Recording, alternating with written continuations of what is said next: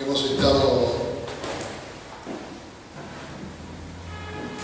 repasando por qué tenemos que aprender a orar.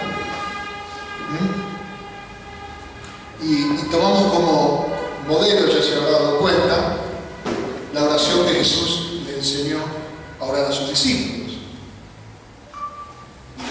El Señor, bueno, cuando oréis, cerrada la puerta, ora a tu Padre en secreto, tu Padre que está en lo secreto recompensará en público. No uséis vanas palabrerías como los gentiles, que pensando que por sus repeticiones van a ser oídos, sino que debemos orar al Padre. Hemos explicado por qué Dios es Padre, pero la frase inicial con la que Jesús nos enseñó a orar no es solamente que Dios es nuestro Padre, sino que es nuestro Padre que está en los cielos. Y en esa definición de que Dios es un Padre que está en los cielos, es donde nosotros tenemos que concentrarnos para entender por qué oramos, por qué es necesario hacer una oración. Dice en el Salmo capítulo 11, verso 4,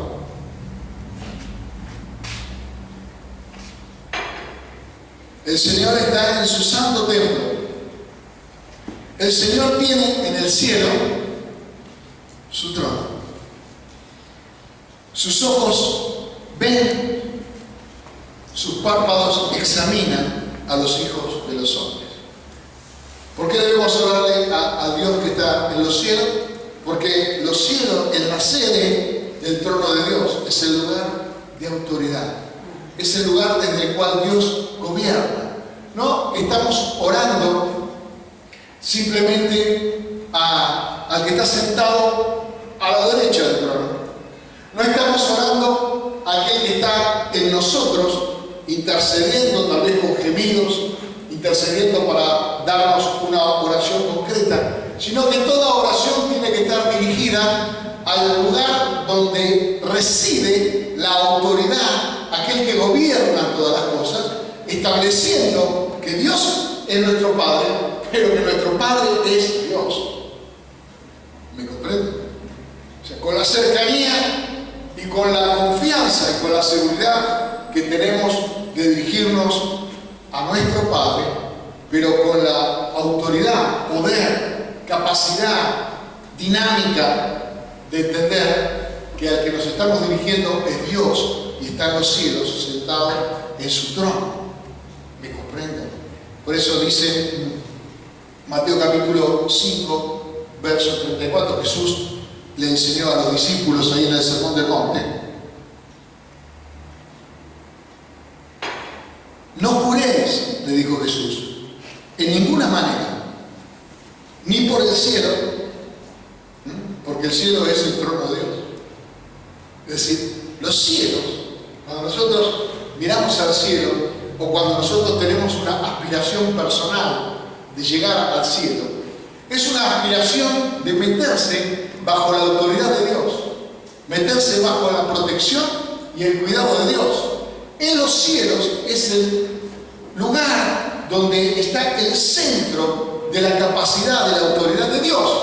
Y es esa visión acerca de un Dios que gobierna en los cielos lo que nos mantiene a nosotros en una posición de humildad necesaria para que nosotros podamos hacer una oración con humildad. Jesús estaba aquí en la tierra con nosotros y Él le oraba al Padre que estaba en los cielos. ¿Por qué? Porque todo lo que aquí en la tierra ocurre está gobernado por la autoridad del cielo. Fíjense que una de las cosas que enseñó el apóstol Pablo a los discípulos en una de sus cartas es que respetaran las autoridades aquí en la tierra. Y uno dice, ¿qué tiene que ver ese respeto por las autoridades aquí en la tierra?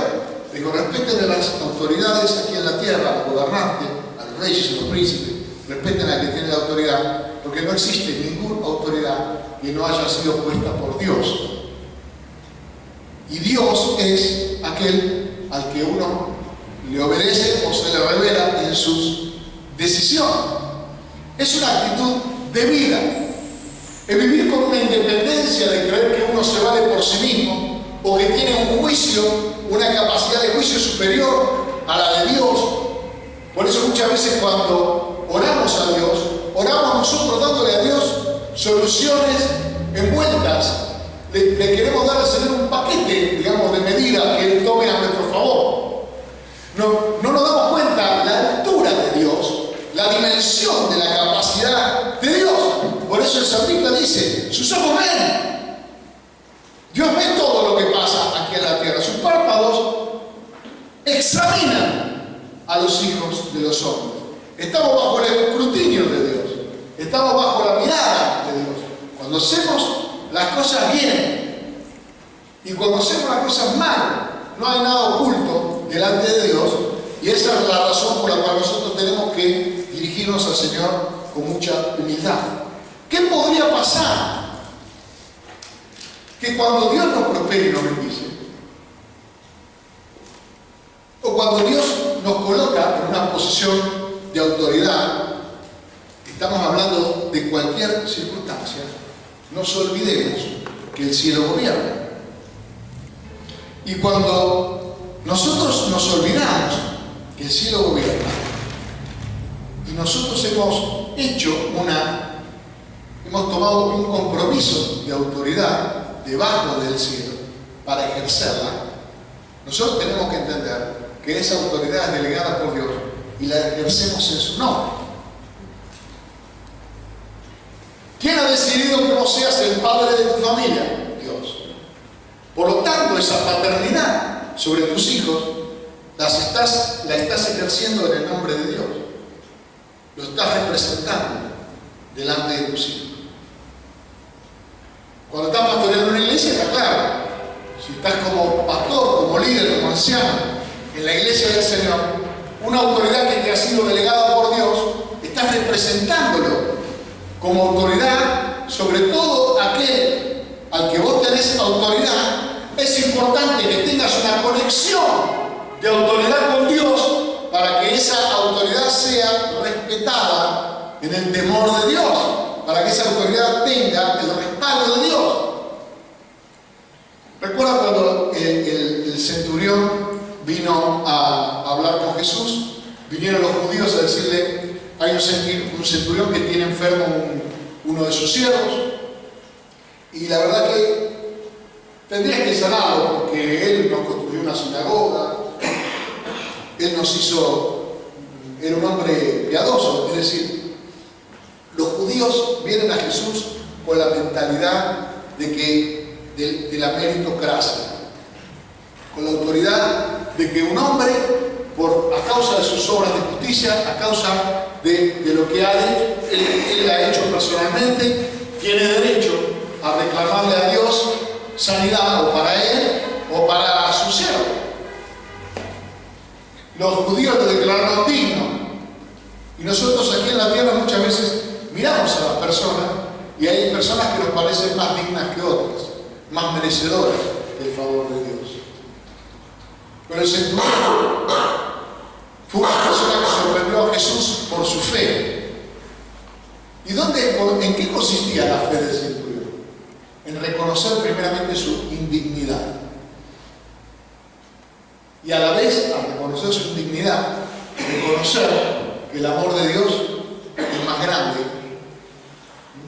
que el mérito que él pudiera hacer para merecerlo.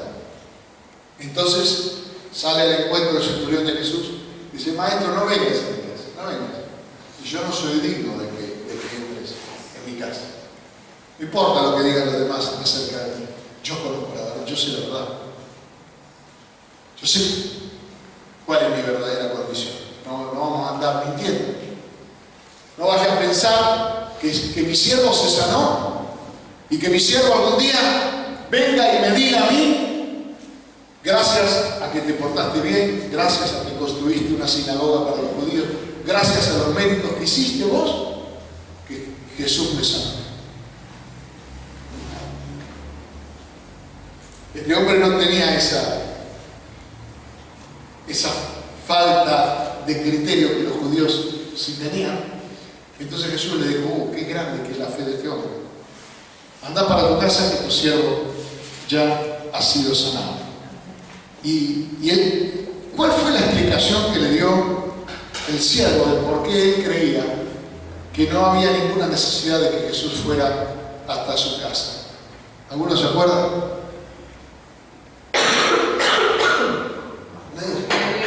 Dijo que era un hombre de autoridad, que cuando él mandó a hacer algo, la gente dijo, y que ¿De dónde venía la revelación de este hombre?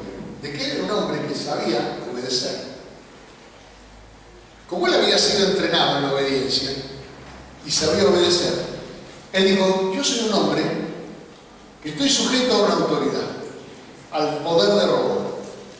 Por esa razón, como yo soy un centurión, un general, nombrado por Roma, cuando yo le digo a un hombre que vaya, va.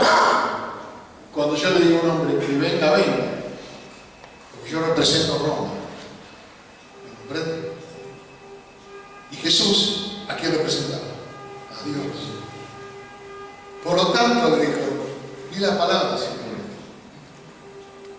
Di la palabra. Está tan claro quién sos vos. Está tan claro quién es, que el cielo gobierna sobre ti. Está tan clara tu conexión con Dios, que simplemente di la palabra.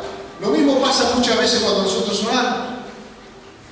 A veces cuando nosotros oramos por alguna persona, y esto tal vez es medio, digamos, no lo tome como una doctrina, pero se lo digo personalmente por experiencia. Muchas veces nos encontramos con personas que tienen fe en Dios, pero esa persona que tiene fe en Dios y está seguro de que Dios puede hacer la obra, no tiene fe en tu conexión con Dios. Por lo tanto, tu intercesión, tu intervención, tu predicación, tu consejo, no lo toman de parte de Dios. Y no tiene poder sobre sus vidas. Dios se corta la conexión. Se corta el cable. ¿Me comprende? No estoy hablando de personas que no tienen ninguna capacidad de entender, que reciben un milagro. O sea, Jesús no necesitó de la fe de Lázaro para sacar a Lázaro de la tumba. ¿Me comprende? Pero la mujer sirofenicia, por ejemplo, esa que tenía una hija endemoniada, ella tenía fe de que Jesús tenía su conexión con el Padre. Por eso a quién le reclamó misericordia, a Jesús. ¿Me comprende? Bartimeo, el ciego que estaba parado a la ribera del camino. Él, entiendan que todavía Jesús no se había manifestado como Dios, no había resucitado de los muertos. Era un hombre que caminaba bajo la unción del Espíritu Santo. Era un hombre igual que nosotros. ¿Me comprenden? Nada más que sin pecado, ni más ni menos. Pero eso la gente no lo sabía. De hecho, que los fariseos lo acusaban de pecador. Lea el capítulo 5 del Evangelio de Juan. Los fariseos decían que era un hombre pecador, que no tenía derecho a sanar a un ciego de nacimiento porque era un hombre pecador. Así pensaban ellos. No tenían fe en la conexión entre Jesús y el Padre. Entonces, si vos tenés fe en el Padre, pero no tenés fe en aquel que hace la conexión, en la autoridad, que la autoridad que está ejerciendo es una autoridad delegada por Dios, no ocurre nada. Esa es la razón por la que algunos no avanzan en la fe, y lo podemos orar muchas veces, y ministrarlo muchas veces, pero necesita no solamente creer en el Dios que tiene poder, sino en que aquel que está intercediendo, en que aquel que lo está ministrando, es una persona que está sujeta a la autoridad de Dios. Y esa es la razón por que el centurión, al estar sujeto a la autoridad de Roma, le obedecía a los soldados. Supongamos que un general que está dirigiendo un ejército, llega un telegrama del cuartel general diciendo que ese general ha sido destituido. Pero él sigue ejerciendo su autoridad. Aquellos que no se enteren o que no desconfíen de su autoridad lo seguirán obedeciendo, ¿sí o no? Y aquellos que empiecen a desconfiar, les faltará el respeto, no tendrán ningún respeto. Recuerdo a un amigo mío que estaba de gerente en una planta. Él era el gerente de la planta. En la empresa decidieron despedirlo. La planta estaba en una ciudad de Córdoba, Cruz del Eje. Y el telegrama despidiéndolo no llegó. Por lo tanto, él fue a trabajar como todos los días. Pero telefónicamente le ordenaron al vigilante de la puerta que no lo deje entrar, porque había sido despedido. Entonces él llega a la mañana a la fábrica como todos los días. Buenas, saludos de la puerta. Le dice: discúlpeme, jefe, pero no lo puedo dejar entrar. ¿Por qué no lo puedo dejar entrar? Porque me llamaban por teléfono de Buenos Aires y me dijeron que usted está despedido. ¿Vos viste mi telegrama? ¿Llegó alguna orden oficial? ¿Tenés algún papel para mostrarme que diga que yo tengo la entrada prohibida a la planta? Nada. No tenían nada. ¿Me comprende? Que era una cuestión de farsa. ¿Ok? Ya le había perdido el respeto el vigilante de la puerta. Muchas veces nos pasa a nosotros eso. La gente no respeta tu conexión con la autoridad. Y esa falta de conexión con la autoridad, esa falta de respeto que a veces lo da la familiaridad, que a veces lo da, vaya a saber que te encontraron defectos y que te vieron que tenés ciertas cuestiones muy humanas, que la persona no pueda recibir nada. Pero la mujer que tocó el borde del manto de Jesús no necesitó intermediación ninguna, porque la fe estaba puesta en la conexión de Jesús con el Padre Dios. Vamos a un ejemplo concreto, un hombre que la Biblia cuenta que tenía mucha autoridad. Daniel, capítulo 4. Para que entiendan lo que significa esta conexión celestial. No es la iglesia, no es el pastor, sino es aquella conexión de autoridad que está sobre la vida de la persona, lo que le da la autoridad. Para poder hablar de parte de Dios, para poder ministrar de parte de Dios, para poder hacer algo de parte de Dios. El cielo es quien gobierna. Daniel capítulo 4 dice así. A ver, les cuento un poco la historia y les leo algunos versículos, porque si leemos todo se nos va a ir mucho tiempo. El rey Nabucodonosor era el rey más importante que había sobre la tierra. Gobernaba, era como si fuera el presidente de la primera potencia mundial. Un día tiene un sueño. En ese sueño él ve un árbol, y ve que ese árbol que crece, que es gigante, es digamos, vamos a ver. Dice Nabucodonosor: rey a todos los pueblos, naciones y lenguas que moran en toda la tierra, paz sea multiplicada. Conviene que yo declare las señales y milagros que el Dios Altísimo ha hecho conmigo. Cuán grandes son sus señales y cuán potentes sus maravillas. Su reino sempiterno y su señorío de generación en generación. Yo, Nabucodonosor, estaba tranquilo en mi casa y floreciente en mi palacio. Y vi un sueño que me espantó, y tendido en cama las imaginaciones y visiones de mi cabeza me turbaron. Por esto mandé que vinieran delante de mí todos los sabios de Babilonia para que me mostrasen la interpretación del sueño. Y vinieron magos, astrólogos, caldeos, adivinos. Les dije el sueño, pero no me pudieron mostrar la interpretación. Hasta que entró delante de mí Daniel, cuyo nombre es Belsasar, como el nombre de mi Dios, y en quien mora el espíritu de los dioses santos. Conté delante de él el sueño diciendo: Belsasar, jefe de los magos, ya que he entendido que hay en ti espíritu de los dioses santos y que ningún misterio se te esconde, declárame las visiones de mi sueño que he visto y su interpretación. Estas fueron las visiones de mi cabeza. Mientras estaba en mi cama, me parecía ver en medio de la tierra un árbol cuya altura era grande. Crecía este árbol y se hacía fuerte, y su copa llegaba hasta el cielo, y se le alcanzaba a ver desde todos los confines de la tierra. Su follaje era hermoso, su fruto abundante, y había en él alimento para todos. Debajo de él se ponían a la sombra las bestias del campo, y en sus ramas hacían morada las aves del cielo, y se mantenía de él toda carne. Y en las visiones de mi cabeza, mientras estaba en la cama, he aquí un vigilante santo descendía del cielo, y clamaba fuertemente y decía así: derribad el árbol, cortad sus ramas, quitad el follaje, dispersad su fruto, váyanse las bestias que están debajo de él y las aves de sus ramas, mas la cepa de sus raíces dejaréis en la tierra, con ataduras de hierro y de bronce entre la hierba del campo. Sea mojado con el rocío del cielo, y con las bestias sea su parte entre la hierba de la tierra. Su corazón de hombre sea cambiado y le sea dado corazón de bestia, y pasen sobre él 7 tiempos. La sentencia es por decreto de los vigilantes y por dicho de los santos la resolución, para que conozcan los vivientes que el Altísimo gobierna el reino de los hombres, y que a quien Él quiere lo da y constituye sobre él al más bajo de los hombres.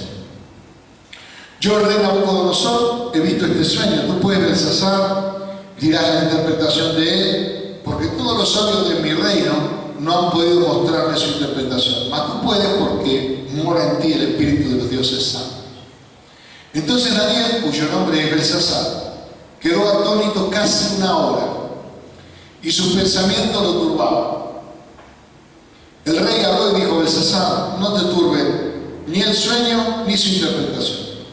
Belsasar respondió y dijo: Señor mío, el sueño sea para tus enemigos y su interpretación para los que mal te quieren.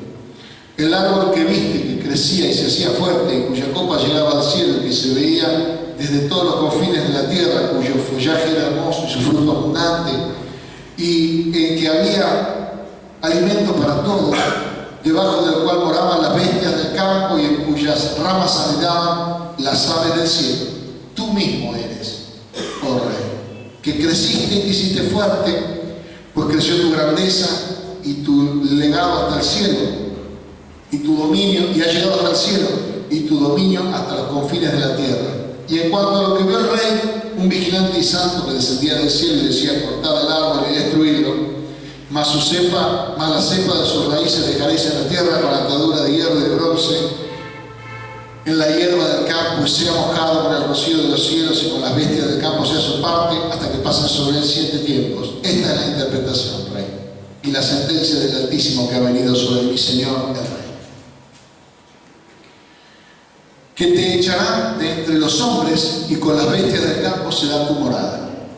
Y con hierba del campo te apacentarán como a los bueyes, y con el rocío del cielo serás bañado, y 7 tiempos pasarán sobre ti, hasta que conozcas que el Altísimo tiene dominio en el reino de los hombres, y que lo da a quien Él quiere.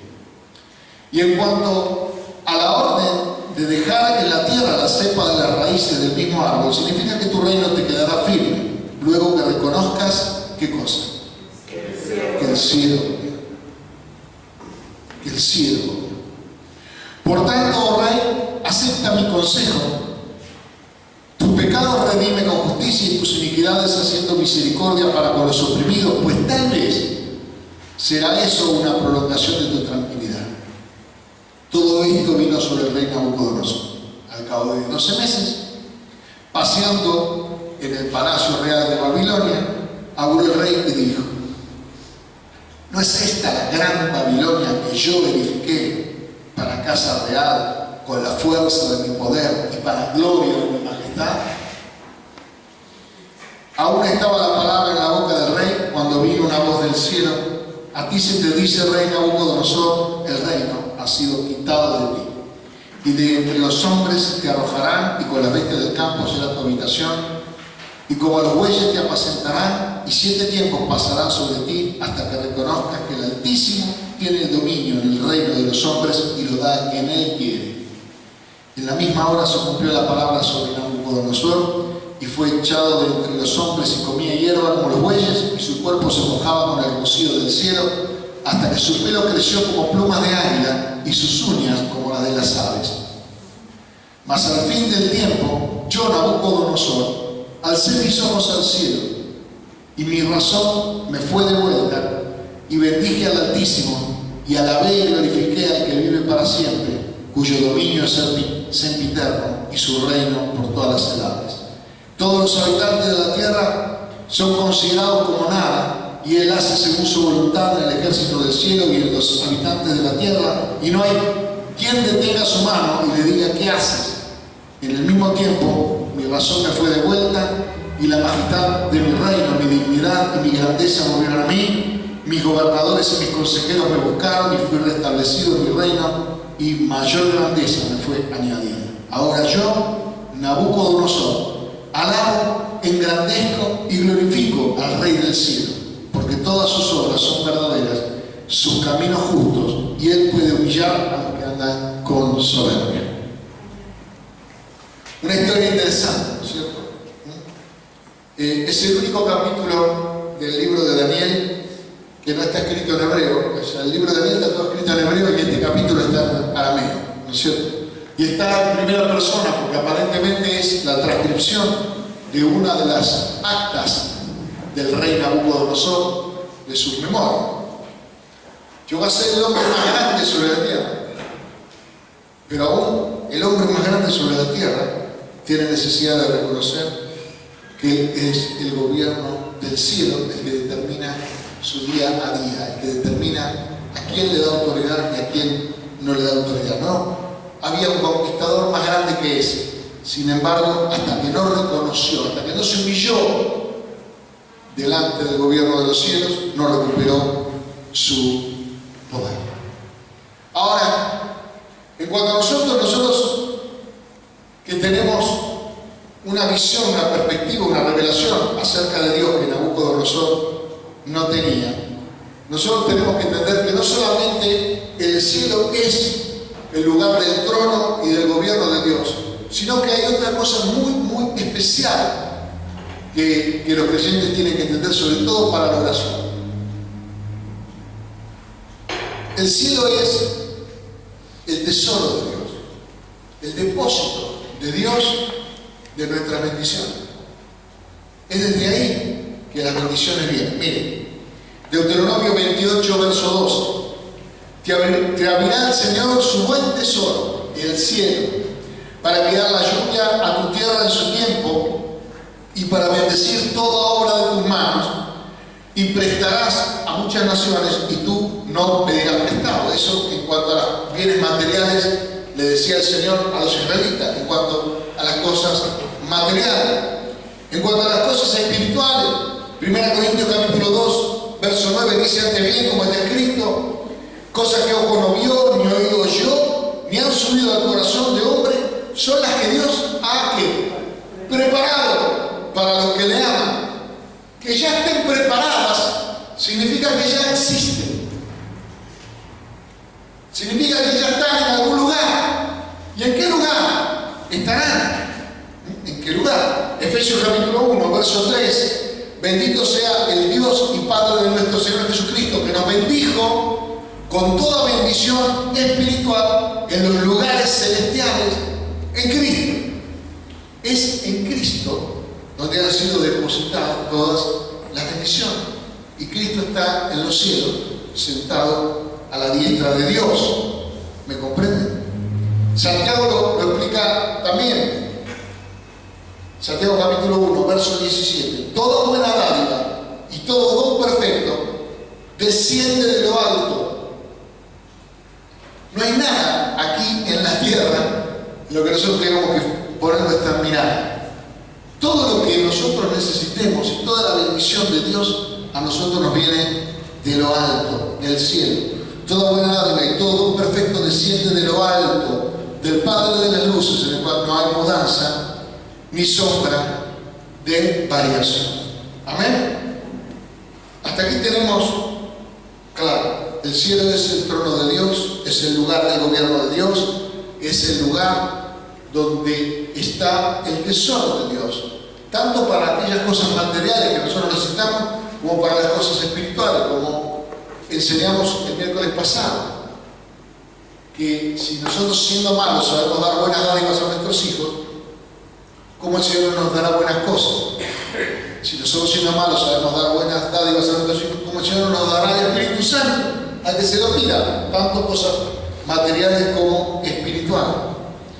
¿Y dónde es que nosotros recibimos, por medio de la oración, yo hago una pregunta, ¿sí? Justo me viene un ejemplo que tiene que ver con la misma persona.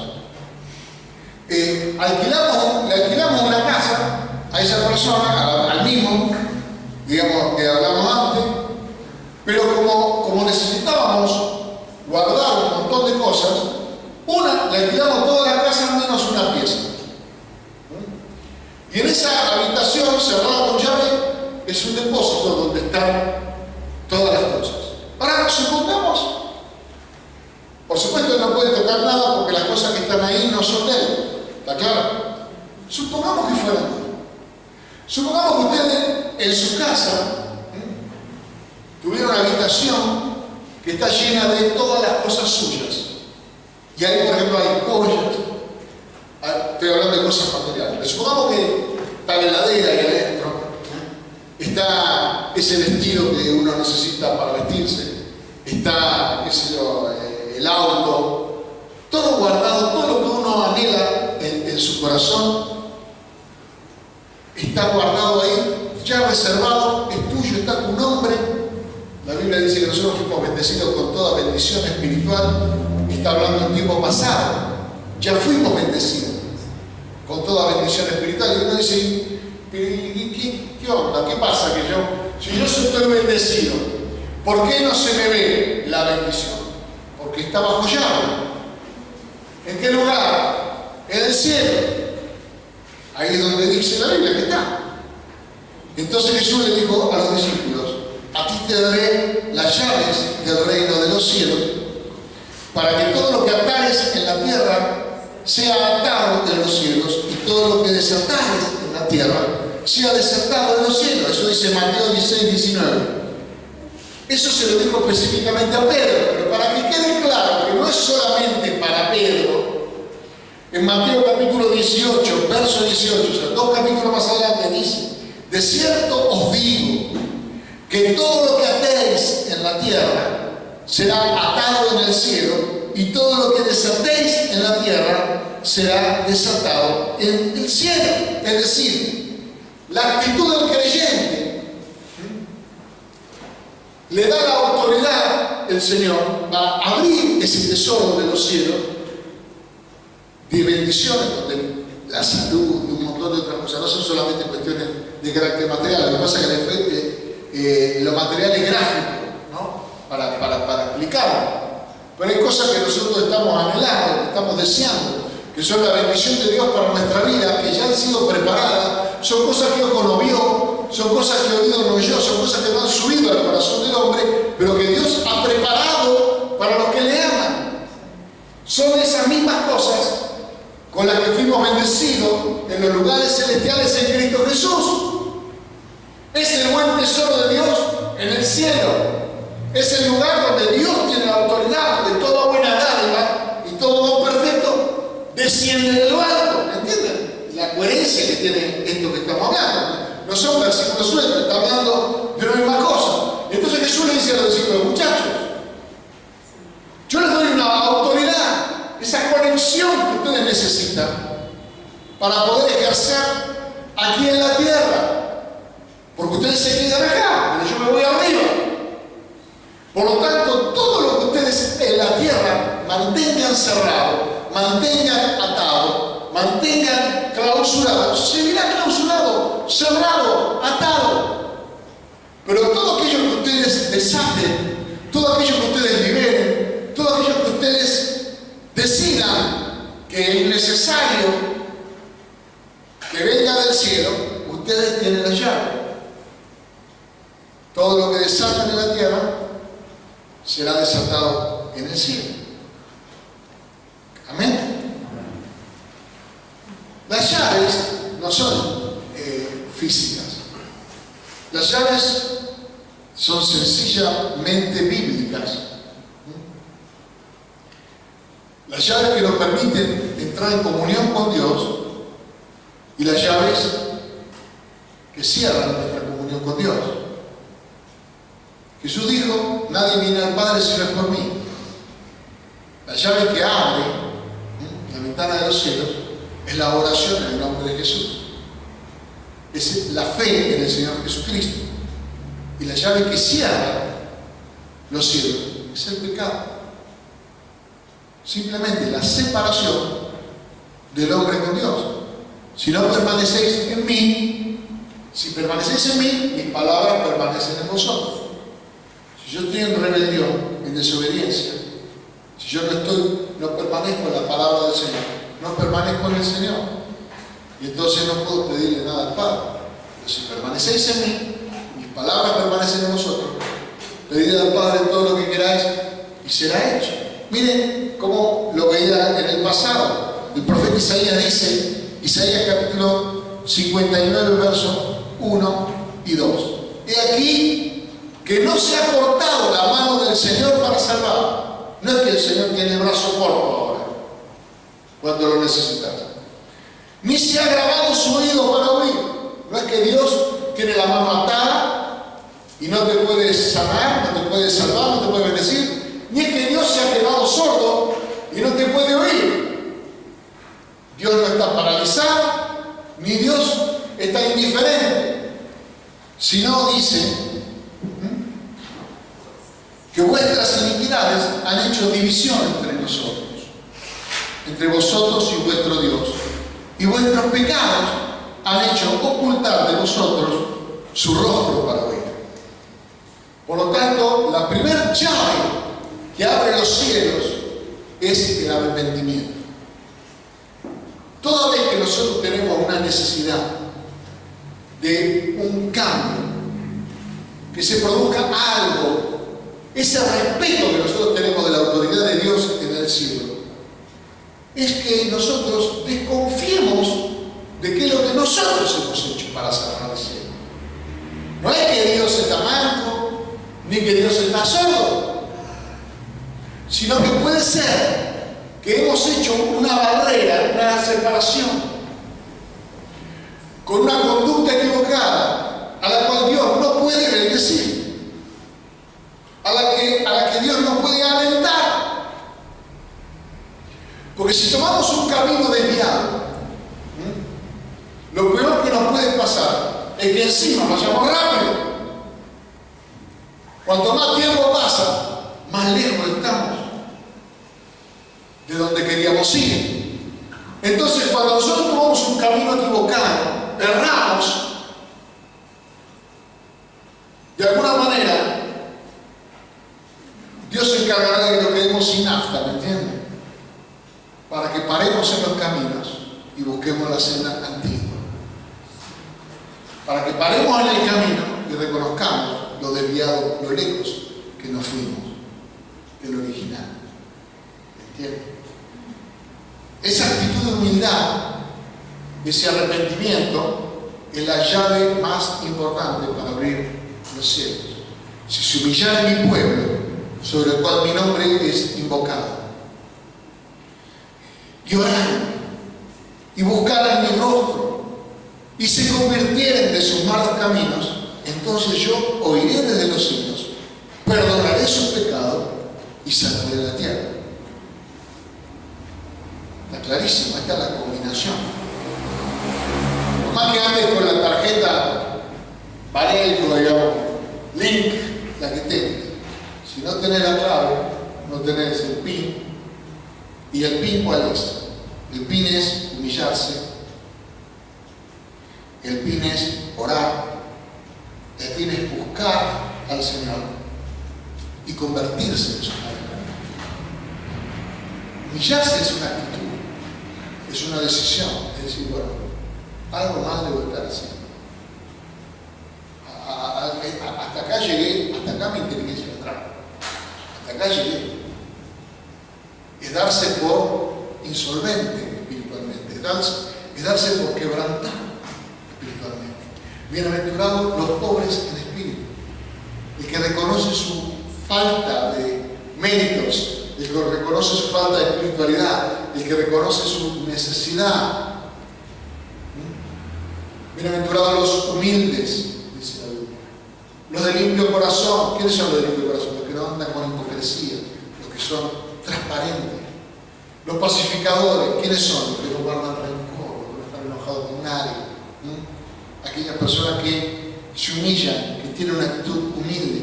Ninguna persona que guarda rencor en su corazón se ha humillado. El rencor, la falta de perdón, es una actitud de orgullo, porque no te alcanza el precio pagado por Cristo en la cruz, sino que estás reclamando un extra. Aquellos que nos hicieron daño fueron perdonados por Cristo al morir por nosotros y por ellos en la cruz.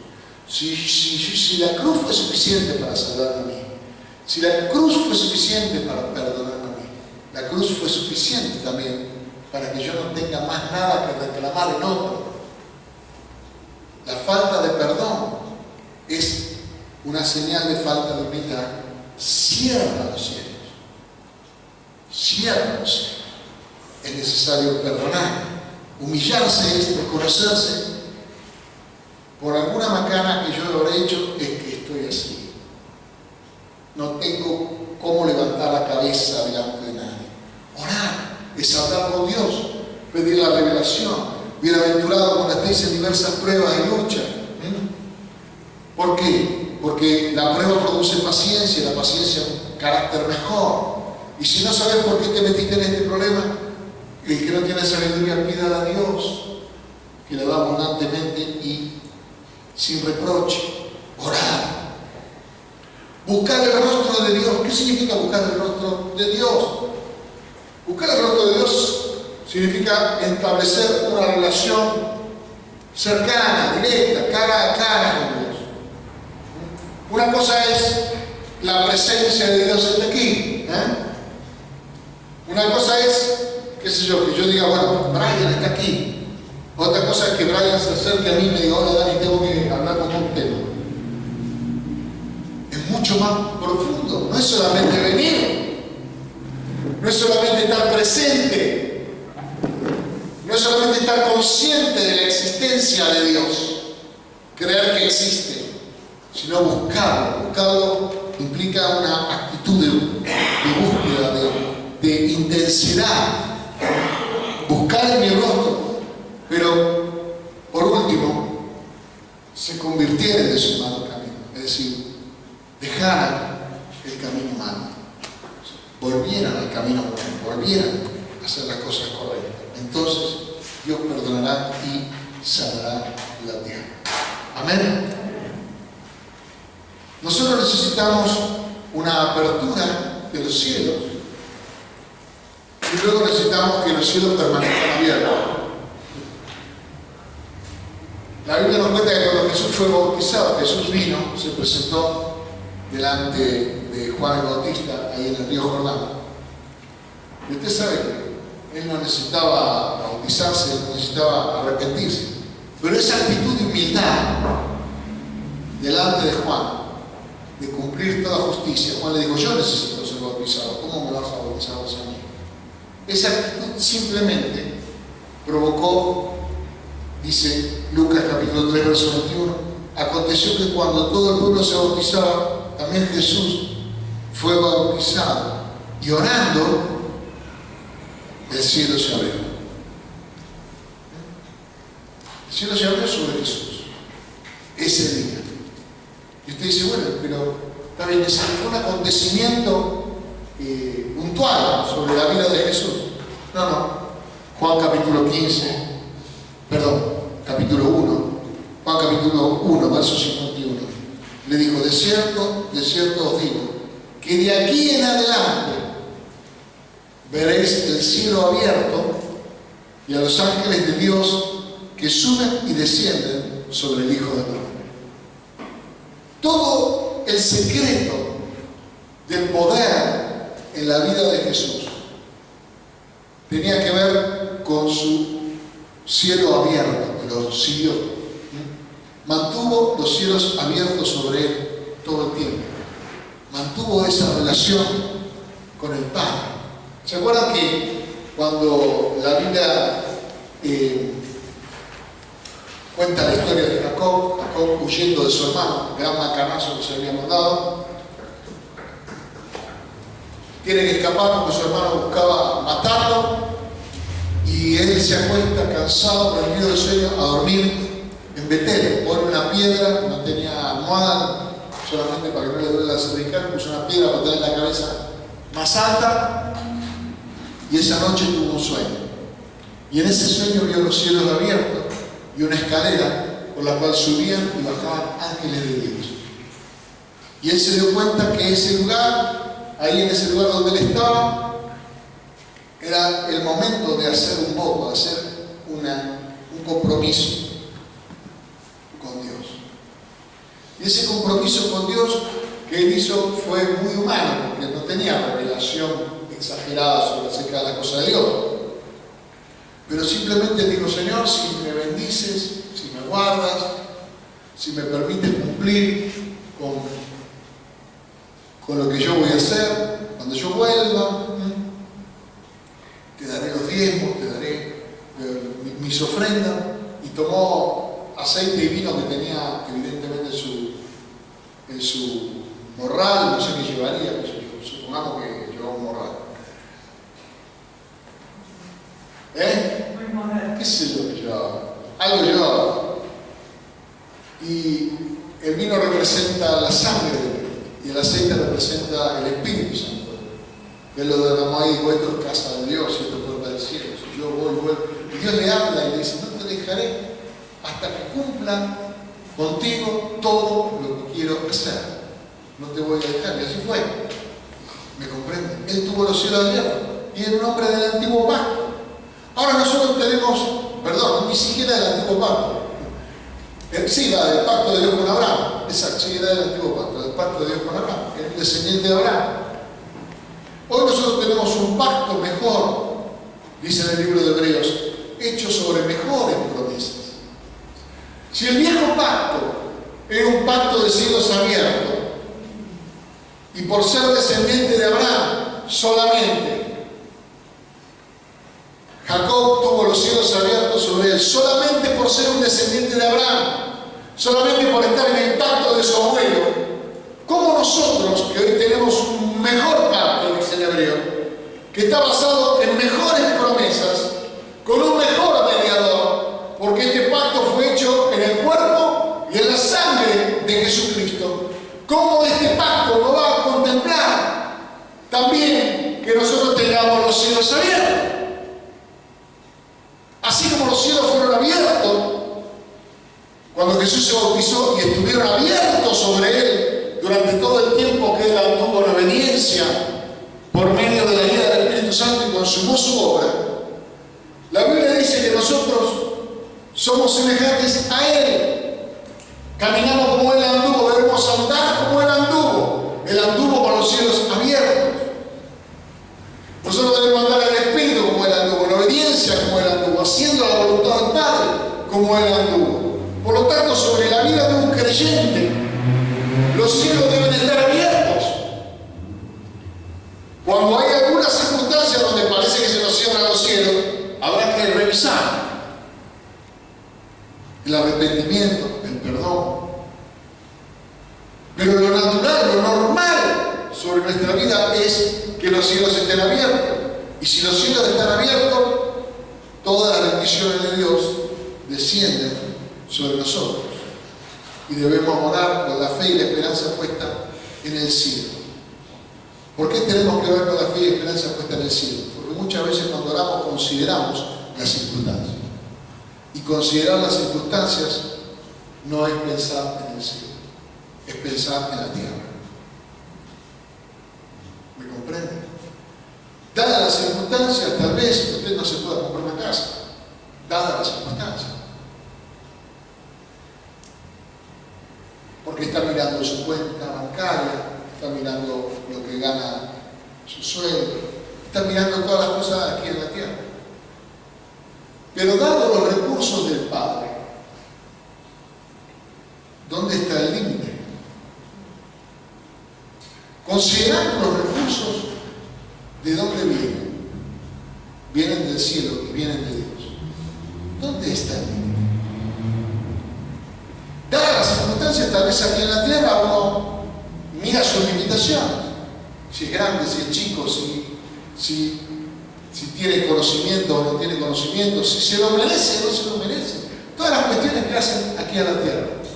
Pero la fe que nosotros tenemos en Dios es por los méritos de Jesucristo. Y por los méritos de Jesucristo, ninguna cosa el Padre le puede negar a Jesús.